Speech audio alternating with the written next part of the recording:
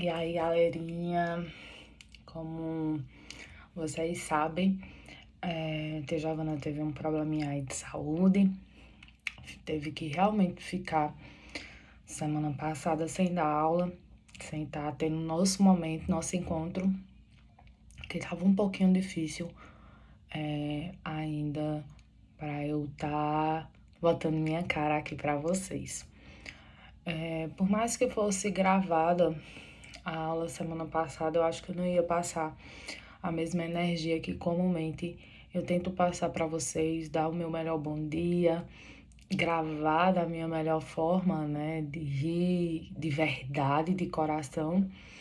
Então, hoje a Giovana tapecou o pó na cara e veio aqui pra gente retomar as nossas atividades, porque realmente o mundo não para, né? As percas são necessárias na nossa vida, da mesma forma que os ganhos são necessários. Então, a gente tem que ter consciência que, da mesma forma que a gente vai ganhar, a gente também vai perder na vida.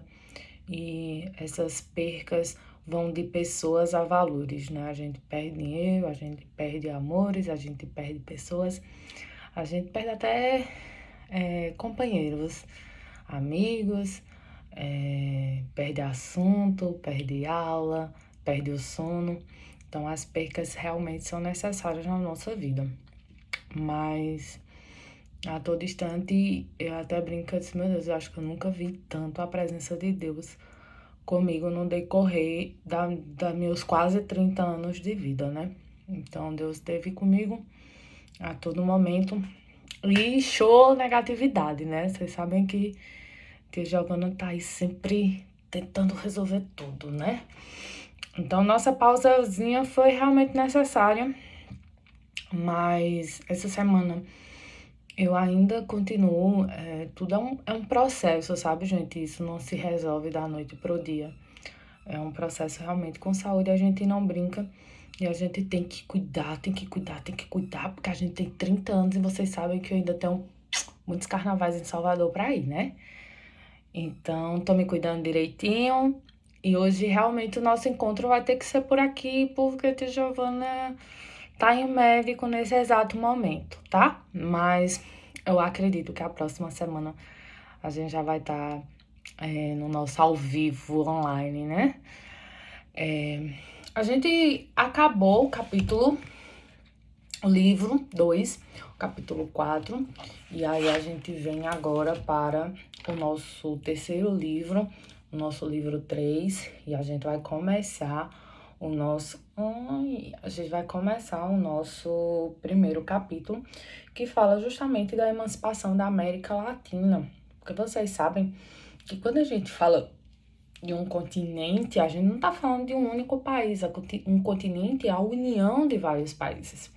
E o continente americano é a união de um grupo muito grande de países. Então, tem os países que fazem parte da América do Norte, tem uma parte que faz uma parte de países, uma aglomeração de países que faz parte da América Central, e existe uma outra parte do continente que é chamada de América do Sul, que é onde a gente se encontra. Então, quando a gente fala de emancipação, a gente fala de partir-se, de pertencer a si próprio. Então, vamos supor que Itacuruba pertencesse à floresta e Itacuruba fosse lutar pela emancipação dela. O que é que isso significa? Itacuruba quer ser dona de si própria e não depender mais de floresta. Quando a gente fala de emancipação de países, é o que a gente vai ver, por exemplo, com o Brasil, que o Brasil pertenceu por muito tempo, a Portugal, e aí a gente vai ver o Brasil lutando pela sua emancipação, deixar de pertencer a Portugal. Então a gente vai estudar nesse capítulo emancipações de vários países que fazem parte da América, do nosso continente tão lindo, tão vasto. E aí a gente vai estar estudando isso tudo muito direitinho nesse capítulo 1, ok? Prepara que lá vem aula. Como a gente já conversou em algumas aulas nossas, a gente sabe que Portugal, durante muito tempo, ele conquistou, entre aspas, né, muitas terras, inclusive nós, as nossas terras brasileiras. Então, não era só Portugal que fazia esse tipo de conquista. A gente vai ver também os espanhóis, a Espanha, fazendo esse tipo de conquista. E eles também dominaram, conquistaram diversos países aqui na América, tá? Portugal conquistou aqui o Brasil e eles conquistaram uma série de outros países no território americano, dentro do nosso continente. Tia, e eles conquistaram para quê? Para explorar, tá? Então, eles exploravam a mão de obra do nativo, que erradamente chamam de indígenas, né? E vocês são alunos, tia Giovana, sabe que está errado. Eles exploravam a mão dos nativos, exploravam a mão de obra dos mestiços, que eram misturas de raças, e assim como também de pretos, tá? Exploravam essa galera para que essa galera tirasse recursos naturais, tirasse minérios, plantações, seja lá do que for que eles impusessem a eles o cultivo, pegava toda essa riqueza, o que lucrava com isso, vendia, e todo esse dinheiro voltava lá para a Espanha de volta. Assim como aconteceu com a gente. Então, inúmeros países passaram por esse processo porque a Espanha explorava diversos países. Só que aí aconteceu que uma época a galera começou a discordar disso e disse: opa, opa, opa, opa. Porque tudo que a gente produz, a gente tem que mandar para a metrópole. A gente tem que mandar para a Espanha. Isso tá errado. E começou então uma série de insatisfações da população. O que é que acontecia? Os espanhóis eram divididos entre crioulos e chapetones. Tio, o que é isso aí? Vamos lá. Os crioulos eram espanhóis que nasciam em terras americanas e os chapetones eram espanhóis que nasciam em terras espanholas. Como assim, tia? Vamos supor que tia Giovana é filha de um espanhol com uma espanhola, mas que nasceu na Argentina, aqui no continente americano. Nosso vizinho aqui do Brasil, lá embaixo, nasceu na Argentina. Tia Giovana nasceu na Espanha, nasceu aonde? Na América. Então, eu sou considerada crioula. Eu não sou considerada uma espanhola pura. Eu sou considerada meio que impura. E aí eu sou considerada crioula. Então, crioulos são descendentes de espanhóis que nasceram em terras americanas, tá? Ou outras terras. E os chapetones são aqueles que nasceram na Espanha. Então, vamos supor que eu sou filha de um cara e uma moça espanhola e nasci lá na Espanha. Eu sou o quê? Chapetones. E, tia, mas todo mundo não era espanhol? Para eles, não. Nasceu fora da Espanha, crioulo. Nasceu dentro da Espanha, chapetones.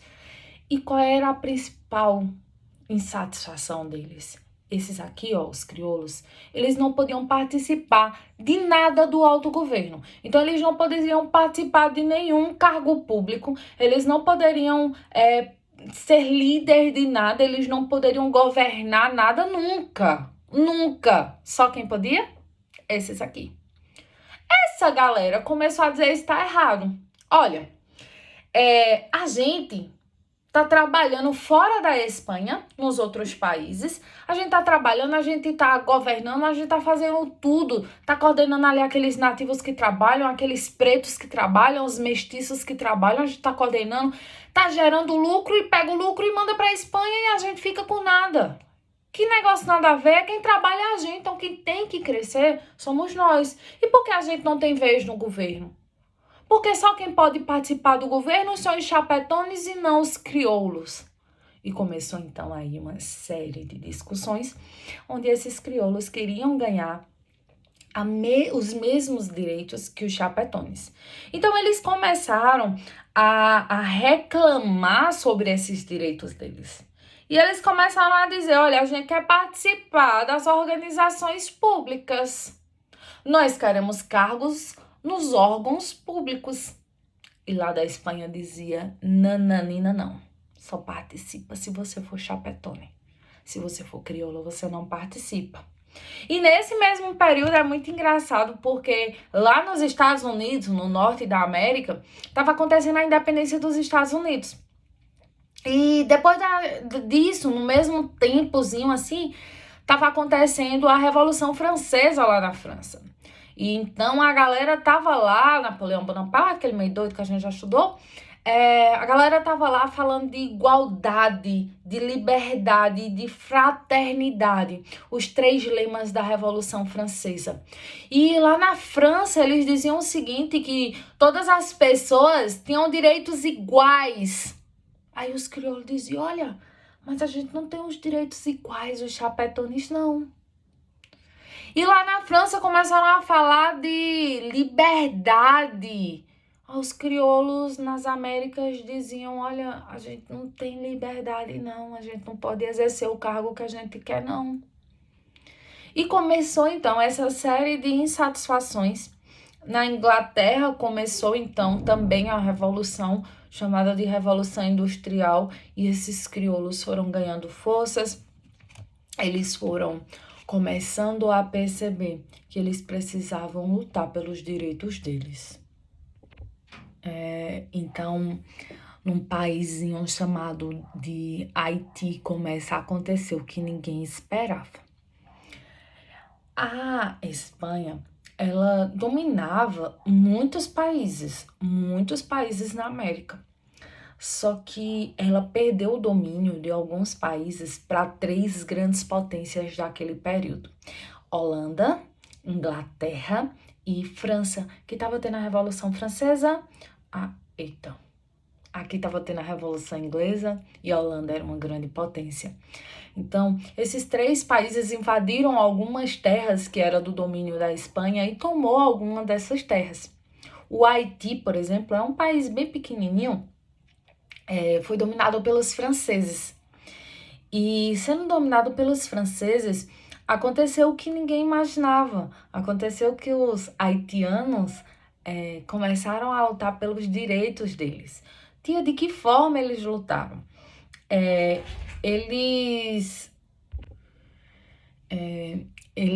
Os haitianos estavam dominados pelos franceses. E lá durante a Revolução Francesa, houve uma lei que eles criaram que dizia que a partir daquele momento não existia mais a escravidão em suas colônias. Se a França estava colonizando o Haiti, então não tinha mais escravidão no Haiti. Acabou, da noite para o dia. E aí o que aconteceu? Os brancos que precisavam justamente dos nativos, da mão de obra dos escravos, da mão de obra dos nativos, da noite por dia, perderam a mão de obra. Ficaram loucos e disseram, olha, a gente não vai aceitar isso daí não, tá? A gente não vai aceitar não existir a mão de obra escrava. E aconteceu que inúmeros escravos nesse período foram alforriados lá no Haiti e eles começaram então a ganhar força, rebelaram-se e armaram-se contra todo o governo. Como é que eles fizeram isso? Esses pretos, liderados por um cara que tá aí na página 5 de vocês, que eu vou ler mais ou menos como se pronuncia o nome dele, Tia não vai saber pronunciar, mas é mais ou menos Toussaint Louverture. É mais ou menos isso, Toussaint Louverture. Ele formou um grande grupo de haitianos e militarmente armou esses haitianos e começaram então a se rebelar contra todo essa nova lei da França que dizia que não podia ter mais escravizados em seus territórios.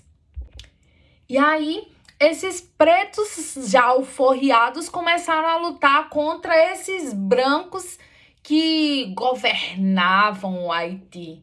E os brancos diziam, não aceito acabar a escravidão. E os pretos diziam, é nossa vez. E os nativos diziam, é nossa vez.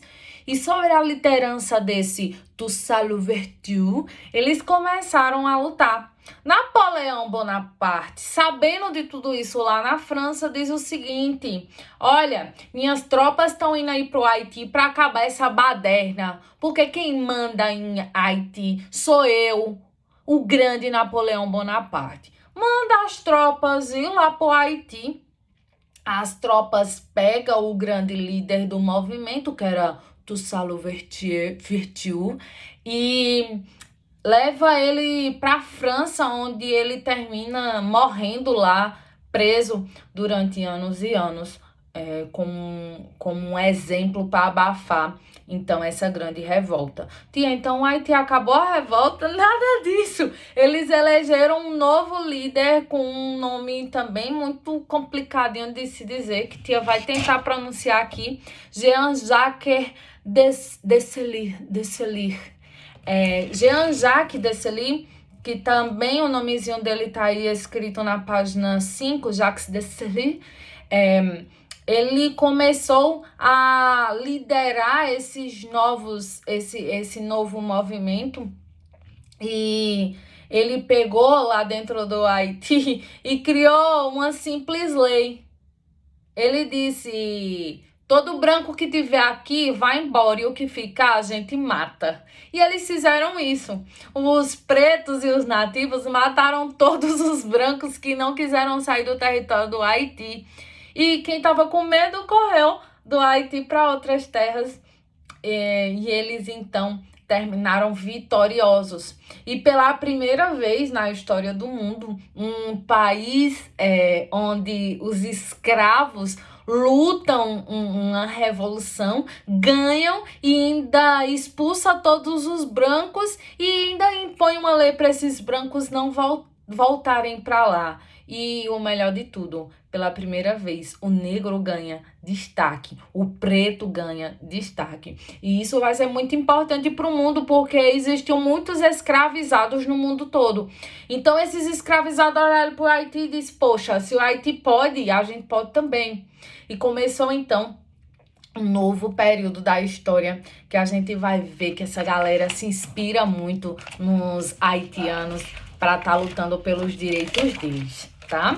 Aí lá na página 8 começa a falar então da independência da América Espanhola. Todo mundo viu, olha, o Haiti era dominado pela Espanha, a França roubou e eles ainda conseguiram, diante de tudo, ser independentes. Então, poxa, se o Haiti pode, todos nós podemos. E aquilo ali foi como um estralo, sabe? Todos os países começaram a querer fazer igual o Haiti.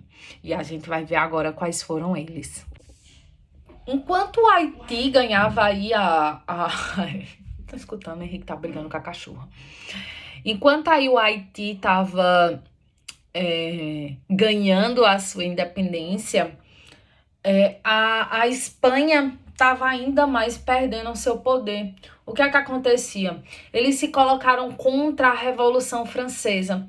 E Napoleão Bonaparte, o grande líder francês, nesse período disse: você é contra a Revolução Francesa? Então eu vou invadir tuas terras.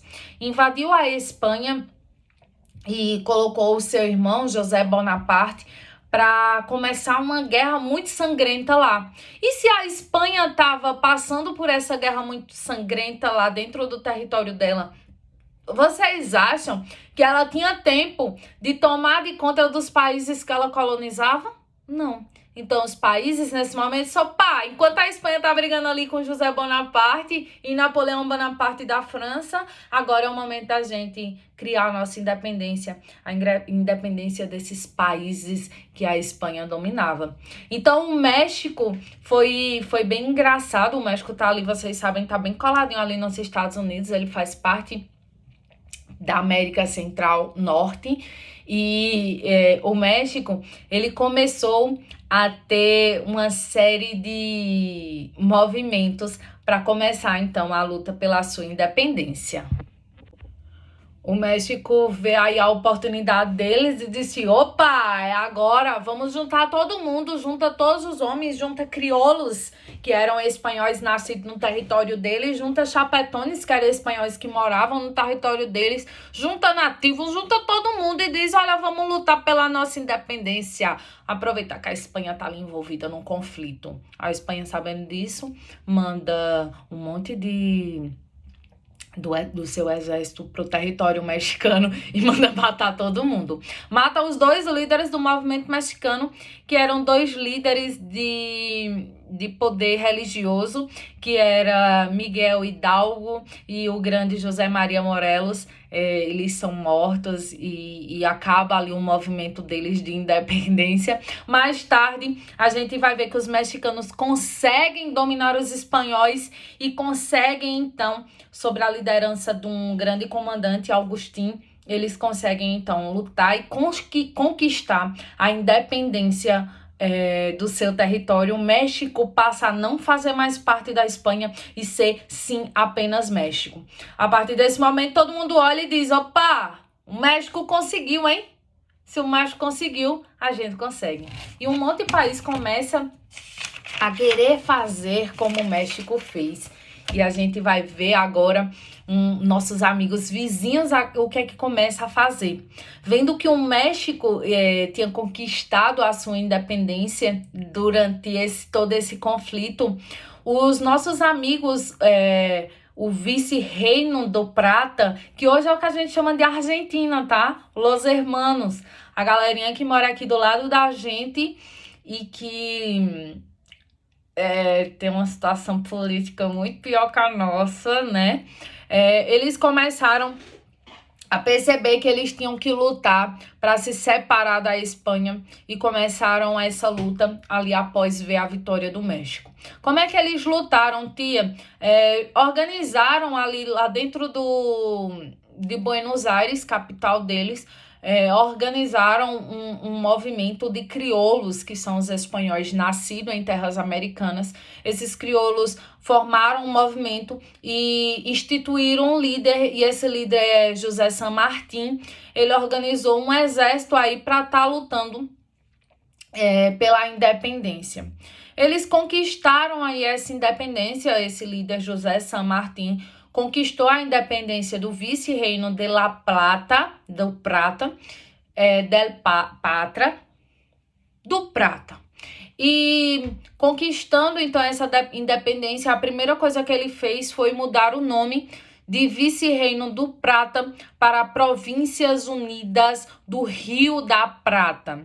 As Províncias Unidas do Rio da Prata, então, começam a perceber que eles podem dominar outros territórios. Olha que sacana! O cara era dominado, o que hoje nós chamamos de Argentina, né? Era dominado pelos espanhóis. Eles lutam para se tornar independentes dos espanhóis. Quando eles conseguem, eles querem dominar outras terras. Olha que sacanagem. Mas aí eles vão dominar o Chile e o Peru, que também são vizinhos nossos, são amiguinhos nossos. Chilenos e peruanos, então, aderem a esse movimento deles, só que a questão é que eles começaram a brigar entre si. O que é que acontecia? O que hoje nós chamamos de Argentina, que nessa época era Províncias Unidas do Rio da Prata, eles somaram apoio com Peru e Chile. Só que eles não queriam que Peru e Chile participassem de nada. Eles queriam governar tudo. E aí começou uma briga de poder entre eles mesmos. E essa briga de poder termina sendo bem chatinha, porque eles lutavam os três entre si, em vez de se unirem, eles lutavam os três entre si para saber quem ia ter o domínio desses três territórios, o território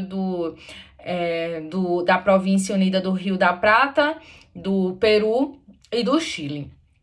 Terminou então que a Espanha pediu ajuda a nós, brasileiros. Na época, Dom João era o nosso rei aqui no Brasil.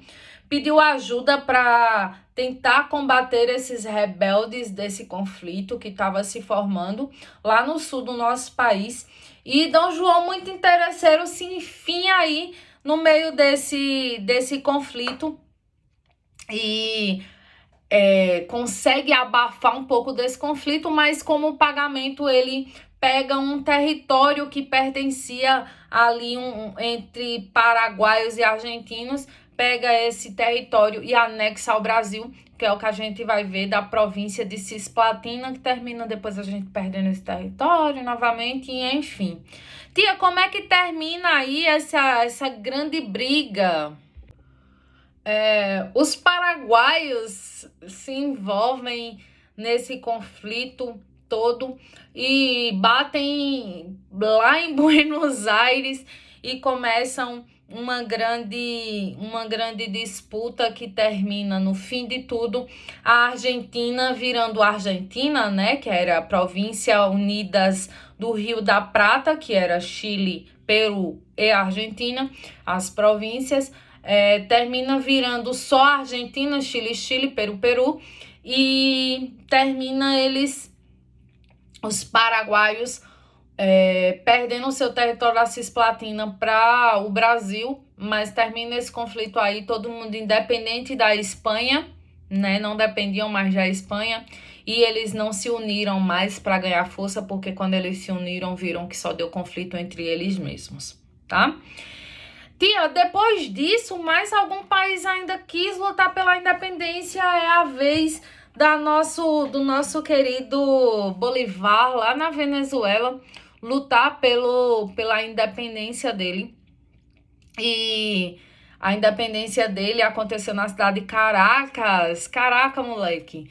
E Caracas foi uma cidade sede para esse conflito, onde queria que o território que hoje a gente chama de Venezuela, naquela época chamava de Vice-Reino de Nova Granada, ficasse independente desses espanhóis. Simão Bolivar foi o grande líder do movimento, conseguiu organizar um exército muito grande e ele conseguiu acabar com as tropas espanholas dentro do território do que hoje chamamos de Venezuela e conquistou então a sua independência. Bolivar tinha inúmeros planos, ele queria, por exemplo, para vocês terem noção, se juntar com Colômbia, Venezuela, nossos amiguinhos ali lá do norte do nosso país, coladinhos com a gente, queria se juntar com Colômbia, Venezuela e o Equador para formar um grande grupo econômico e também político. Só que aí termina que no meio desse termo, dessa tentativa de união com esses países, Simão Bolivar morre. E eles não terminam entrando em acordo, sabe? Tipo, a Venezuela não entra em acordo com Bolívia, que não entra em acordo com o Equador, que não entra em acordo com a Colômbia. E termina que o sonho de Bolivar, que era fazer o bolivarismo, né? Essa união desses países para estimular a economia e a política termina não existindo porque ele realmente morreu e os líderes que ficaram não chegaram num acordo. Mas nós temos mais um exemplo de um país que consegue a independência da espanhola, né? Se torna independente da poderosa Espanha. Tia, e aí esses novos países, né, agora que são novos países independentes, não dependem mais da Espanha, o que é que aconteceu com eles? Então, o que é que aconteceu com eles? Eles deixaram de pertencer à Espanha e se tornaram república, eles adotaram o sistema republicano. Tipo, por que eles adotaram o sistema republicano? O que significa república? Eles adotaram um sistema republicano porque os Estados Unidos já estavam independentes e os Estados Unidos viviam uma república e dava muito certo, estavam vendo os Estados Unidos crescendo cada vez mais. Então eles disseram, pô, se lá tá dando certo, vamos seguir a linha de pensamento deles e vamos fazer a mesma coisa. Então eles seguiram aí esse sistema republicano, onde é um sistema político onde o povo tem vez no governo. Mas, teoricamente, era muito bonito porque de longe dizia, olha, lá na Bolívia ou lá na Venezuela, eles estão vivendo uma república, o povo está tendo vez. Não era bem assim. Na realidade, só quem podia participar de coisas políticas eram os homens, eram os brancos e eram os livres. Os escravizados continuavam escravizados, os pretos continuavam sendo excluídos e os nativos continuavam sendo explorados, tá? Então a gente não vai ver aí o povo por completo participando da política, do poder político, né? Tia, quando esses países deixaram de pertencer à Espanha, eles se tornaram países fortes ou se tornaram países enfraquecidos? Eles terminaram sendo países fortes porque eles começaram a produzir a sua própria economia, o seu próprio sistema de governo, o seu próprio estilo de vida, adotar a sua religião. Então, foi muito importante sua língua também, né? Falada. Então, foi muito bom para eles em todos os sentidos. E eles conseguiram cortar completamente os laços com a Espanha, tá? Então, eles não tinham nenhuma amizade com a Espanha, não. A Espanha, tô precisando lá, te lascar. Tu me explorou meio mundo de ano, agora eu tô livre de tu. Então, eles não tinham nenhum laço fraterno com a Espanha, tá? Tia, e esses países que se tornaram independentes, eles tinham ligação entre si? Eles não tinham, porque se você olhar no mapa, por exemplo, a Venezuela tá bem aqui, ó, em cima do norte do nosso país. A Argentina está lá embaixo, no sul. Não tinha, nessa época, estradas ligando esses países uns aos outros. Então, eles não tinham muita ligação. Para vocês terem noção, a Venezuela tem um clima mais frio, a Argentina tem um clima mais quente, então a economia gira de uma forma diferente. Naquela época, tudo era voltado na agricultura, né? Agricultura. Agora eles começam a criar animais, e óbvio que os animais que dá numa região é totalmente diferente dos animais que dá em outra região. As plantas que dão naquela região é totalmente diferente dessa. Então, eles não tinham ligação entre si, tá? Tornaram-se independentes da Espanha, mas eles não tinham muito contato, assim, não. Porque se você olhar no mapazinho aí da página 3, vocês vão ver que os países são completamente distantes uns dos outros, tá? Vocês vão ver que o México tá bem longe da Argentina. Então, eles não tinham grandes ligações, não. Com a Espanha, pouco menos eles queriam que a Espanha se danasse para lá, tá? Então, com isso, a gente vai aí terminar, então, o nosso capítulo 1 e vamos entrar agora nas atividades. A gente vai fazer as atividades juntos a partir de agora, tá? Na página 4, a gente tem um textinho e tem duas questões bem pequenininhas. A gente vai estar resolvendo aqui juntinhos essas questões. Tia, mas tu vai falar rápido, como é que eu vou copiar? A vantagem de estar no YouTube é que você pode pausar, né, meu amor? Então, você vai pausando aí e vai colocando suas respostas. Tia vai dando um comentáriozinho, a gente vai estar resolvendo juntos. Então, vamos lá. Na página 4, a gente tem um texto no Desenvolva, que o texto diz mais ou menos assim. Esses homens começavam a compartilhar sentimentos e a constituir um novo vocabulário político, capazes de fazer nascer uma modernidade política, tanto em termos de ideia como em ações, que configurariam uma nova prática política no interior das sociedades coloniais. Uma verdadeira revolução que o tradicionalismo da monarquia espanhola não conseguiu pressentir tão próxima. Tia, what jobs it is? O que era que esse texto estava querendo nos dizer aí? Esse texto fala da importância dos crioulos, que eram aqueles espanhóis nascidos em terras americanas. O que é que eles queriam? Quais eram os desejos deles ali nessas terras conquistadas pela Espanha? E aí, na primeira questão, ele diz assim: quem eram os crioulos? Quem eram os crioulos, gente?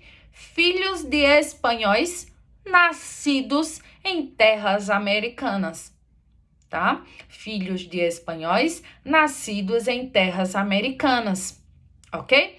E aí a questão ainda pergunta: defina brevemente essa camada social. Como eram os crioulos? Eles eram ricos, pobre, preto, branco, amarelo, vermelho, pica-pau? Como eram, tia? Eles eram pessoas da elite, tá? Geralmente eles tinham condições, não eram escravizados, mas não tinham privilégios políticos. Lembra lá? Eles não podiam participar da política espanhola. Eles não tinham privilégios políticos, tá? E nem participavam de cargos públicos espanhóis, tá? Filhos de espanhóis nascidos nas Américas, que participavam da elite espanhola, mas não tinham privilégios políticos e nem participavam de cargos políticos espanhóis, tá? Esta é a nossa resposta da questão número 1. Questão número 2. Quais sentimentos eram compartilhados pelos crioulos no começo do século XIX? Qual era o sentimento? Eles estavam satisfeitos ou insatisfeitos com aquela situação? Insatisfeito. O sentimento era de insatisfação, tá? E aí ele continua. Quais princípios iluministas eram defendidos por esses homens? Eles estavam insatisfeitos com a elite espanhola, né? E o que é que eles queriam? Liberdade econômica e política e igualdade em leis. Então, a resposta correta aí da nossa questão 2 eram insatisfação em relação à colônia espanhola e lutavam por liberdade política e econômica e igualdade em leis, ok? Vamos para a questão 3. A questão 3 diz assim: é possível afirmar que havia uma incoerência entre as ideias de liberdade e igualdade defendida por esses grupos sociais e suas práticas na América Espanhola? É verdade que existia uma incoerência? Sim, porque os crioulos estavam lutando por igualdade, mas eles exploravam a mão de obra escrava e nativa. Que liberdade é essa? Que igualdade é essa onde eles queriam escravizar as pessoas? Então, não era uma liberdade e igualdade, né? Eles queriam só liberdade e igualdade em relação aos chapetones, mas em relação às demais camadas sociais, eles não queriam. Então, a resposta correta é sim, vírgula, falava de liberdade, mas explorava a mão de obra escrava e nativa, ok? Sendo assim, a gente termina aí a página 5 e nós vamos para a página 6. A página 6 tem um textinho de uma linha, que nem é um texto, é uma frase, que diz assim: o Haiti é um farol elevado sobre as Antilhas, em direção ao qual os escravos e os membros, os oprimidos e os opressores... Errei. O Haiti é um farol elevado sobre as Antilhas, em direção ao qual os escravos e os seus senhores, os oprimidos e os opressores, voltavam seus olhares. Tia, what jobs it is? O que essa frase quer dizer aí? Lembra lá que eu falei para vocês que o Haiti foi a primeira nação onde pretos conseguiram a independência e conseguiram o domínio daquela região? Então o mundo todo olhou para ele e disse: opa, preto tem vez no mundo. Olha, preto conquistou alguma coisa no mundo. Preto não é escravizado lá no Haiti. Preto é poderoso no Haiti. Então, o mundo todo olhou para lá com outros olhos, né? Alguns com medo. Primeira questão. Por que os escravos e seus senhores voltaram seus olhares sobre o Haiti no final do século XVIII? Por que os escravos e os senhores olharam para o Haiti com outros olhos? O Haiti, minha gente, serviu de modelo, tanto para escravos quererem lutar, como para os senhores terem medo dos seus escravos lutarem. Então, a resposta certa aí da questão número 1 é: viam o Haiti como um modelo para lutar pela independência. Na questão 2 diz assim: a primeira Constituição do Haiti, elaborada entre 1801 e 1805, estabeleceu que nenhum branco, qualquer que seja a sua nação, colocará os pés nesse território com o título de dono ou proprietário e não poderá, no futuro, adquirir propriedade alguma. Branco podia entrar no Haiti? Branco poderia comprar alguma coisa no Haiti? Ter alguma coisa no Haiti? Ter poder no Haiti? Tia, por que eles faziam isso? Medo, né? Vai que o branco tomou o poder de volta deles. Então lá, branco não podia pisar os pés, não. E ele tá dizendo aí, explique por que essa lei foi criada. Por que criaram essa lei, gente? Resposta correta, eles não queriam brancos em seu território, temendo que o homem branco tomasse o poder deles. Ok? Terminado aí, a gente vai ter uma questãozinha na página 7 sobre um terremoto que a gente já até conversou, que ele foi bem forte lá no Haiti no ano de 2010. Foi bem tenebroso o negócio. O Haiti ganhou muita doação do mundo todo. Inclusive, nesta época, começou uma série de doações. E para vocês terem noção, famosos como Bruna Marquezine, Bruno Gagliasso, Giovanni Bank. A galera começou um grande feirão aqui no Brasil para juntar algumas coisas e mandar para lá. O Brasil também ajudou. A gente estava durante o governo do PT. Já ajudou o Haiti nesse período. Eles ficaram enormemente devastados, tá? Mas aí mistura um pouquinho o assunto e a gente não vai estar fazendo essa pesquisa agora da página 7 como eles pedem. Na página 9, a gente tem uma outra questão, que a gente tem uma imagem aí no meio, a gente vê a presença de brancos bem arrumados, provavelmente tá falando dos crioulos, né? A gente vê negros menos vestido, a gente vê nativos com arco e flecha na mão e pouca roupa. A gente vê a presença de religiosos aí bem no centro, com a Bíblia aberta, um livro, não sei o que é, uma tocha também, que a tocha representa o fogo, representa a liberdade, por isso a estátua da liberdade está lá com a tocha na mão. A gente vê a presença de militares, a gente vê também a presença de elementos religiosos, você vê lá atrás uma bandeira de uma santa, né?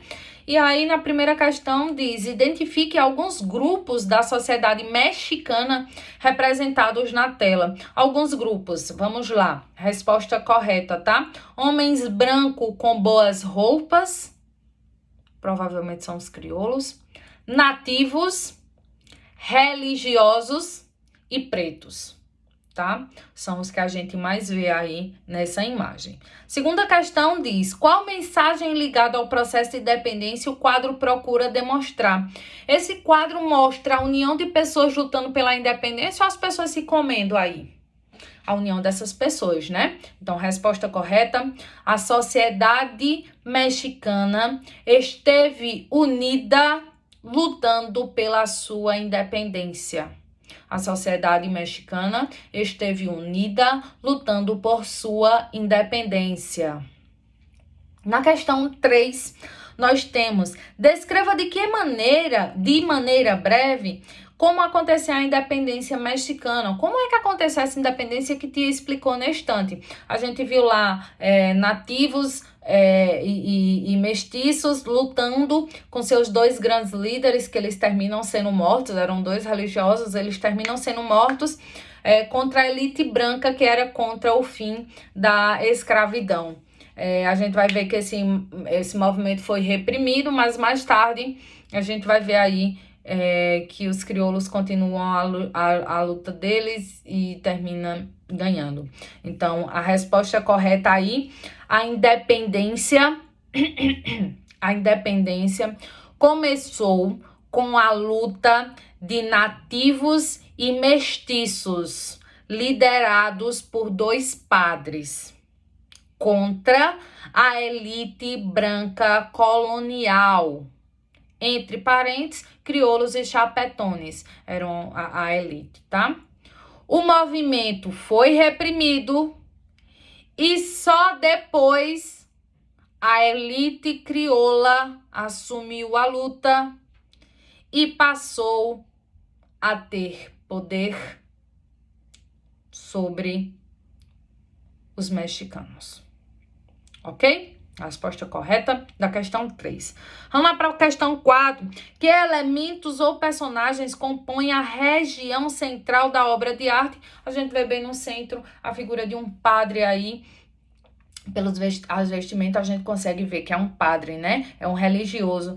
E o que é que indica aí, tia, a figura desse religioso, dessa santa lá atrás dele? O que é que indica? Indica que a Igreja Católica tem ou não tem poder? Que a gente tanto fala dela, né? Então, a resposta correta, religioso, vírgula, mostra o poder do catolicismo, tá?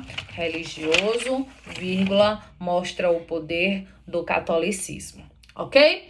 Então, agora a gente vai para a página 11, que nós temos aí outra questãozinha, uma questãozinha de assinalar, uma questãozinha da FUVEST, que diz: era o fim. O general Simão José Antônio de la Santíssima Trindade Bolivar e Palácios, olha o nome de Simão Bolivar, minha gente, ia embora para sempre. Tinha arrebentado ao domínio espanhol um império 5 vezes mais vasto que as Europas.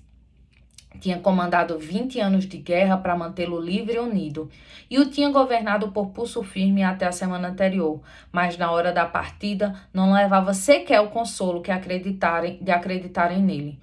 O único que teve bastante lucidez para saber que na realidade ia embora e para onde ia foi o diplomata inglês, que escreveu um relatório oficial ao seu governo. O tempo que lhe resta mal dá para chegar ao túmulo. Tia, o que é que esse texto fala aí? Fala do fim da vida de Simão Bolivar, né? Que lutou durante anos e anos pelo seu país, pelo seu povo, pela sua gente, mas que no final da vida dele não restava tempo nem para ser enterrado, para chegar ao túmulo dele com vida. Ele morreu muito precoce, né? Precocemente. E aí a questão diz: o perfil de Simão Bolivar, apresentado no texto, acentuou algum dos seus principais feitos, mas deve ser relativizado, uma vez que Bolivar, letra A, foi um importante líder político, verdade, mas jamais desempenhou atividades militares. Opa, ele desempenhou atividades militares, tá? Questão errada.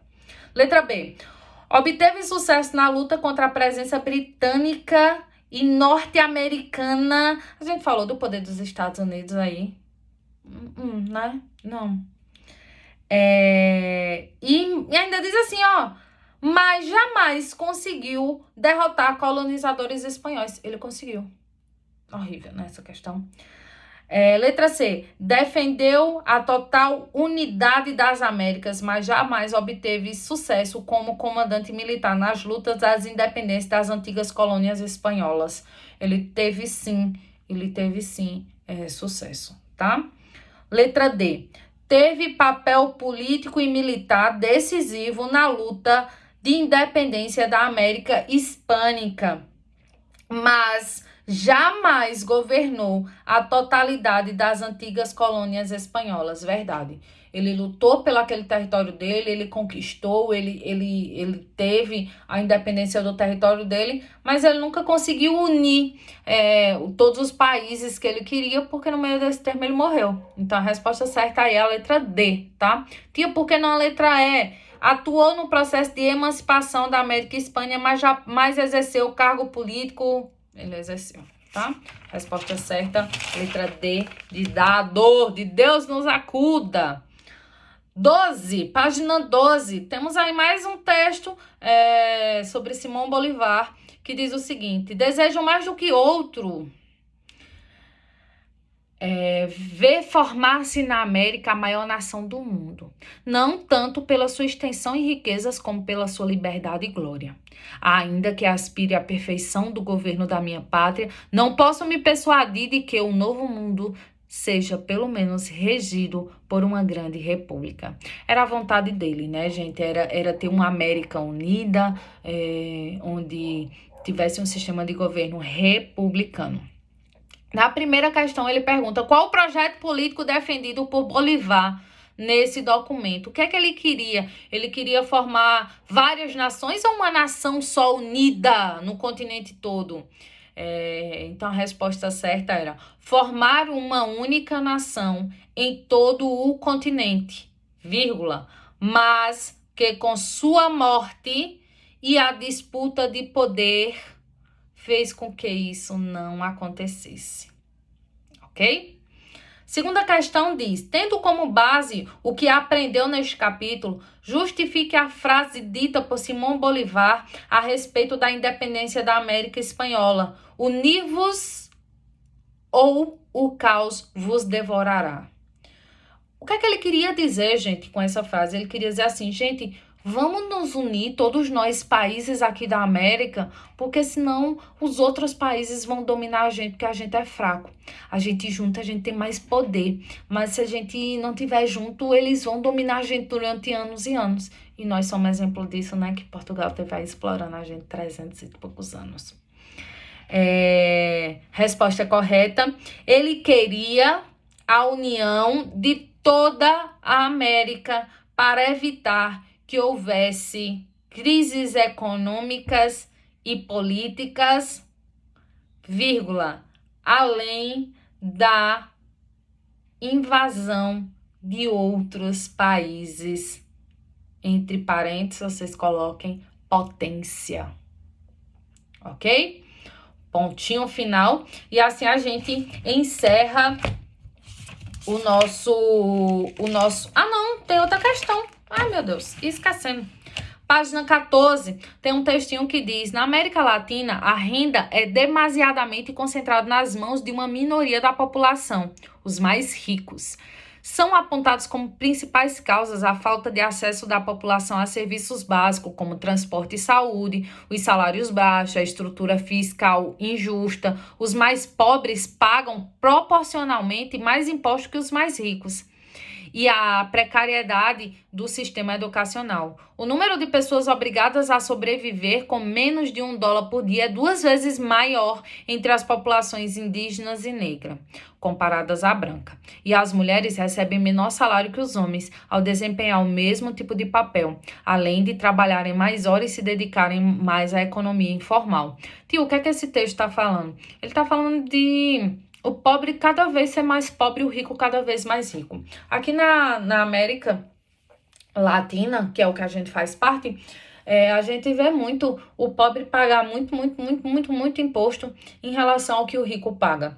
A gente paga o mesmo tanto de imposto praticamente que os ricos, e isso é ilegal, porque na minha visão, porque se eu ganho mais, eu deveria pagar mais imposto do que esse que ganha menos e termina pagando igual, porque veja, se a minha, vamos, um exemplo bem taxativo, se a minha conta de energia dá R$100 por mês, eu pago, sei lá, R$5 de imposto, é bem mais que isso, tá, gente? Pago R$5 de imposto. Se a conta do rico dá R$1.000 por mês, R$2.000, R$10.000 por mês, ele vai pagar o mesmo R$5. E isso é, na minha visão, meio que injusto. É isso que acontece com alguns produtos, não é especificamente a energia, tá? São alguns produtos aqui no Brasil e em outras nações amigas nossas também, tá? E aí, ele fala assim na questão: o texto expõe um problema enfrentado pelas sociedades latino-americanas desde a sua independência. Que problema é esse? Qual é esse problema? O problema central aí é a exclusão da maioria, né? A gente tem uma minoria elitizada, rica, e a gente tem uma maioria empobrecida, tá? Então, resposta correta o problema é uma minoria elitizada e uma maioria excluída. Onde o pobre paga os mesmos impostos que os ricos. Ponto. Agora sim, a gente termina aí o nosso capítulo 1. Prometo a vocês que a sessão extra, né, que não é mais sessão extra, continue aprendendo, a tia ainda não se situou. Prometo a vocês que a tia vai estar bem melhor pra gente ter nosso encontro onlinezinho de fato, tá certo? Beijo, galera. Se comportem, façam a atividade direitinho, tá? E tô com saudade de vocês. Já a gente tá de volta, tá? Beijão!